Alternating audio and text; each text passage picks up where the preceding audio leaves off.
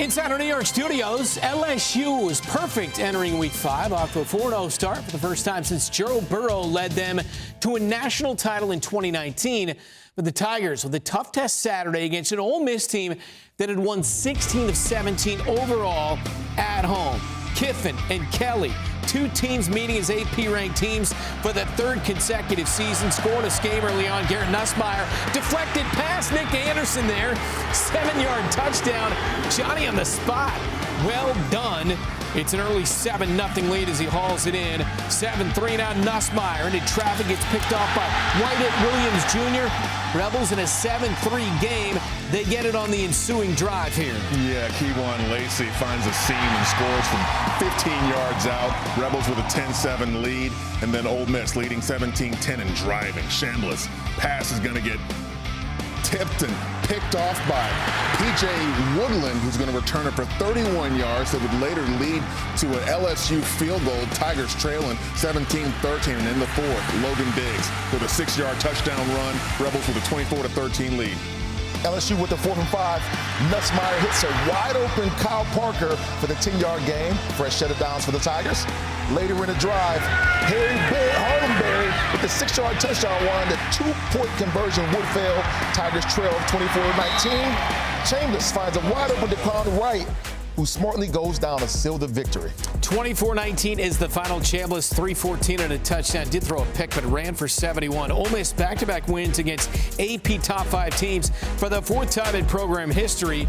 Ole Miss's third 5-0 start in the FBS era, dating back to 1978. Nussmeier 197 and an interception in the loss. LSU falls for the first time, but the headline has got to be Ole Miss. We knew that Austin Simmons, the lefty, was a much heralded guy and a really talented quarterback. He gets injured here early in the season. Trinidad Chambliss, Beanie, is a guy that won a Division II national title at Ferris State. I'm not saying that's going to translate to the SEC, but so far it feels like it's translating into the SEC. It most certainly has. You know, when you got a guy that possesses the ability to be pinpoint accurate, to be a +1 in the run game and pull the ball down and get you that first down, extend drives, and then just command the offense, I think you got the recipe for success. I don't know what more to say about Lane Kiffin other than he very well may be a quarterback whisperer. He's getting young guys to play at a crazy rate earlier on in his complex system. And when you look at Ole Miss and what they do offensively, they can score with anybody. I think it's their defense right now that's stepping up and putting them in position. I wish I had the exact right set of words to describe what Lane Kiffin is doing in terms of mentoring these young quarterbacks, because like you said, either he's just a whisperer, but from a schematic standpoint, he's finding things that these young quarterbacks want to do and can do well. They're immediately coming in and playing fast with no hesitation. And Trinidad Chambliss, I mean, they're not even turning the ball over. He's not even making a bunch of mistakes in the process of doing this. So, look, Lane Kiffin must be a certifiable genius or a quarterback whisperer, or he knows the exact right number of plays or percentage of the playbook with half-field reads or whatever just to make them comfortable in the offense from the start. But hats off to how he's able to basically get these quarterbacks to run this offense and run it quickly and efficiently just in a short amount of time. He's an easy target for people to go after, right? And he welcomes it. I mean, he's a guy that says exactly what he wants, when he wants it, either on social media or during interviews as well. I got to think as a player, Beanie, because of the way he is and the way he is with his players and the way you get to play in that offense, that's a big deal in recruiting, and that's why guys want to go play for it. There's no question about it. Anytime you have a coach that is relatable to you, that can dumb it down to your level to where you can almost like be friends with him, you're going to love it. Now, obviously not to say that Lane Kiffin is friends with all his players. We know he knows how to get the best out of them, and especially in critical situations, but he dumbs it down. He makes you feel comfortable. He makes you feel like, you know what, you're talking to your buddy. It's just your buddy just trying to coach you up out there. So that is always going to be easier to, go out and play hard for somebody that you actually like. Yeah. Pedagogy. That's the word that I was trying to think of, okay? Pedagogy is the art of teaching teachers, okay? That's the science of teaching teachers. And I don't know what's going on with Lane Kiffin, but he has a method of, like you said, dumbing things down. But I think what he's doing so well is the exact problem that LSU has basically on the flip side in terms of offensive coordinator, shared brain mentality with a quarterback. They're asking Garrett Nussmeier to do way too much in this offense. And I don't even think it's just necessarily a schematic thing. I think it's a play call thing because they're not running the football effectively. And it isn't like they don't have the personnel to run the ball effectively. They're just choosing not to. And in matchups and in games like this where they need to run the ball because they need to have some game control metric, they need to give their defense a break, and they're playing opposite, Trinidad Chambliss, who's going tempo and keeping drives going. This is when you need your run game to support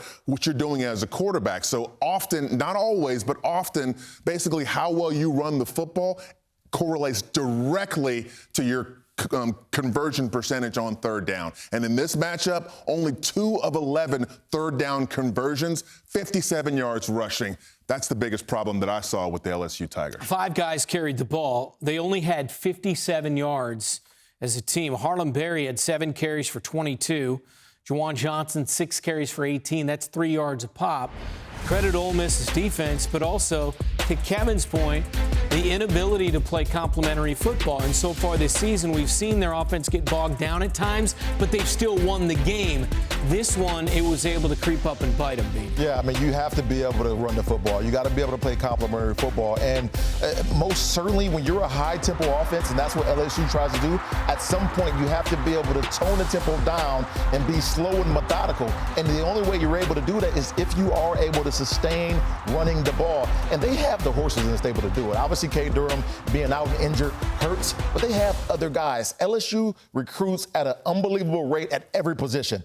It's the want to, the will to want to from a coaching standpoint to say, this is what we're going to do because we have to do it in order to be successful. They're just not getting it done. All right, let's take a look at LSU's schedule the rest of the way. Again, they've played 5 games. They've only got 7 games left in the regular season. We're still in September. It'll be home against South Carolina after the bye next week, on the road against Vandy, home against 9th-ranked A&M, at Alabama, at Arkansas, Western Kentucky, and on the road against number 7 OU. I mean, it's a broken record, but in the SEC, this is the gauntlet you're going to get, Casey. None of those games look easy. I mean, and I'm almost afraid to say Western Kentucky may be thrown in the mix. Look, this is the kind of thing that can bite you in the butt if you're not careful down the stretch. But what a wonderful thing to be able to say, though, in this parity that's going on in college football these days. I love it. You've been saying it all day about the level of parity that exists in college football now. You're right, man. It is any given Sunday around here. On a week-in, week-out basis, you're going to have a tough football team just because you don't know what somebody has on their roster. I mean, you can think you understand and know, but until you realize, oh, they got this guy in the portal, they got that guy, this guy's developed here. I mean, you got to bring your A game every single week, and I can't wait to watch it.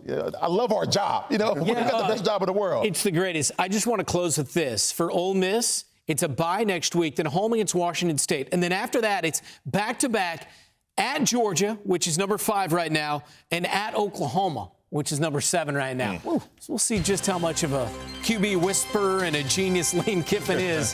So far, so good. They win 24-19 over LSU.